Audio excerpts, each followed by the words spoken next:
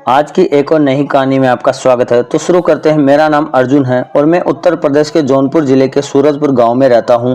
उम्र मेरी 20 साल है और मैं एक साधारण सा लड़का हूं जो अपने गांव की सादगी भरी जिंदगी जीता हूं। हमारे गांव में मेरा छोटा सा घर है और कुछ खेत हैं और मैं गाय बकरियां का काम भी संभालता हूं। लेकिन हाँ, मुझे फ्री फायर खेलने का ज़बरदस्त शौक है। दिन रात मोबाइल में घुसा रहता हूं और यही बात मेरे पिताजी को सबसे ज़्यादा खटकती है। उस दिन भी मैं अपने घर के आंगन में बैठा फ्री फायर खेल रहा था। गेम में मैंने अभी अभी एक दुश्मन को ढेर किया था और जोश में था। तभी पिताजी ने आवाज़ लगाई, अर्जुन जाओ खेत से चारा काट लाओ, गायों को खिलाना है। मैं गेम में मस्त था, सो मैंने टालने की कोशिश की। पिताजी अभी धूप तेज है, थोड़ी देर बाद चला जाऊंगा। बस ये सुनते ही पिताजी का गुस्सा सातवें आसमान पर चढ़ गया। चुपचाप जा, दिन रात बस मोबाइल में घुसा रहता है, जल्दी जा। उनकी आवाज़ में वो गुस्सा था जो मुझे बता रहा था कि अब बहस में कोई फ़ायदा नहीं है। मैंने चुपचाप मोबाइल बंद किया, साइकिल उठाई और खेत की तरफ निकल पड़ा।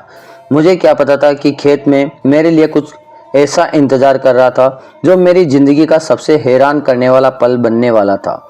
हमारा खेत घर से करीब 2 किलोमीटर दूर है। मैं साइकिल चलाता हुआ खेत पहुंचा और उसे एक बरगद के पेड़ के पास खड़ा कर दिया। फिर उसने अपने साथ लाए हंसिए से चारा काटने लगा। खेत में चारों तरफ गन्ने के पौधे थे और मैं बड़े ध्यान से चारा काट रहा था। तभी मेरी नज़रें गन्ने के पौधे की तरफ पड़ गई। कुछ पौधे हिल रहे थे जैसे कोई उनमें से गुजर रहा हो। मेरा सर गहराने लगा। कौन हो सकता है? चोर, जानवर या कुछ और? मैंने हंसिया नीचे रखा और धीरे से पौधों को हटाते हुए खेत के अंदर की तरफ बढ़ने लगा। दिल जोर जोर से धड़क रहा था, लेकिन जिज्ञासा मुझे आगे खींच रही थी। मैंने सोचा देख तो लूं, आखिर क्या माजरा है। थोड़ा और अंदर गया तो सामने खेत के बीचों बीच एक खुली जगह दिखी। वहां एक नज़ारा देखकर मैं सन्न रह गया। एक औरत साड़ी समेटते हुए वहां बैठी थी।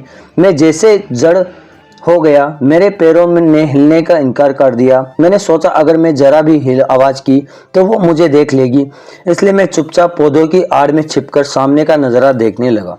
2 मिनट तक मैं उसे देखता रहा।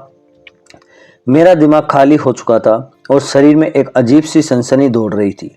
फिर अचानक मुझ में थोड़ी हिम्मत आई। मैंने सोचा अर्जुन अब कुछ करना होगा।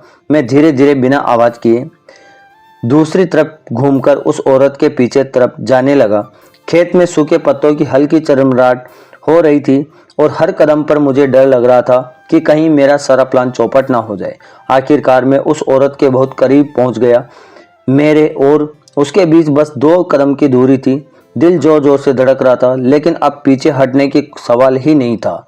मैंने हिम्मत जुटाई और एकदम से उसके दोनों हाथ पकड़ लिए। वो औरत चौंक कर उछल पड़ी और फटाफट मेरी पकड़ छुड़ाकर खड़ी हो गई। उसने गुस्से में पूछा, कौन हो तुम?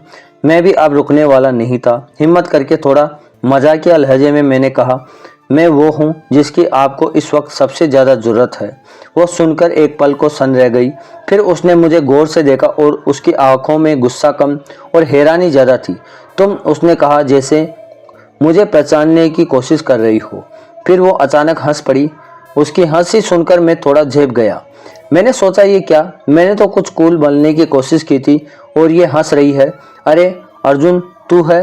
उसने हंसते हंसते कहा। मैं चौंक गया। अरे आप मुझे जानती हैं? मैंने हैरानी से पूछा।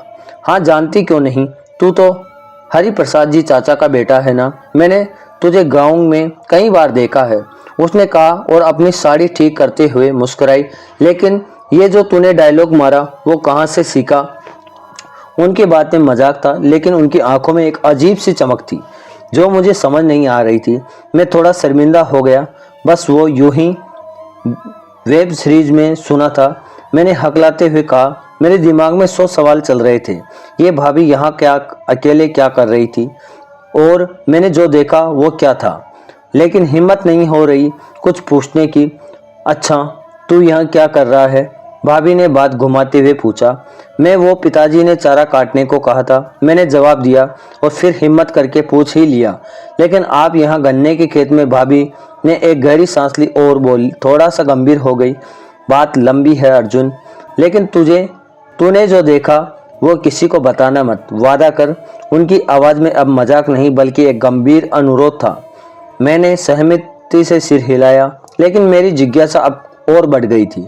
लेकिन भाभी, बात क्या है? कोई परेशानी है क्या? मैंने धीरे से पूछा। वो थोड़ा हिचकिचाई, फिर बोली, यहाँ गांव में कुछ चीज़ें वैसी नहीं हैं जैसे दिखती है। मैं यहाँ किसी से मिलने आई थी। उन्होंने बात को अधूरा छोड़ दिया, जैसे कुछ छुपा रही हो। किससे? मैंने बिना रुके पूछ लिया। भाभी ने मुझे घूरा, फिर धीरे से बोली, तू अभी छोटा है अर्जुन, कुछ बातें समझने के लिए वक्त चाहिए। बस इतना जान ले कि मैं यहाँ अपने लिए नहीं, किसी और की मदद के लिए आई थी। मैं और कंफ्यूज हो गया, किसकी मदद के लिए, वो भी खेत में। इस तरह मेरे सवाल खत्म होने का नाम नहीं ले रहे थे। तभी दूर से किसी के आने की आहट थी हुई। गन्ने के पौधे फिर से हिलने लगे। भाभी ने फटाफट, अर्जुन तू यहाँ से चला जा, और याद रख किसी को कुछ बताना मत। मेरे लिए नहीं, उनकी खातिर जो मुसीबत में है। मैं कुछ समझ पाता इससे पहले ही भाभी ने मुझे धक्का देकर पौधों की तरफ धकेल दिया।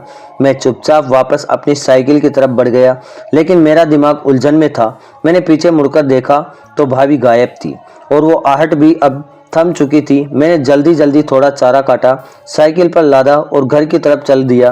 रास्ते भर मेरा दिमाग बस एक ही सवाल में उलझा रहा, भाभी वहाँ क्या कर रही थी, और वो भी किसी की मदद वाली बात क्या थी? क्या गांव में कोई राज छुपा था जिससे मैं अनजान था?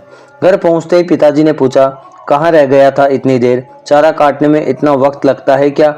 मैंने बस इतना कहा। पिताजी, खेत में चारा ज़्यादा था, चुनने में वक्त लग गया। लेकिन मेरे दिमाग में वो खेत का नज़ारा और भाभी की बातें बार बार घूम रही थी।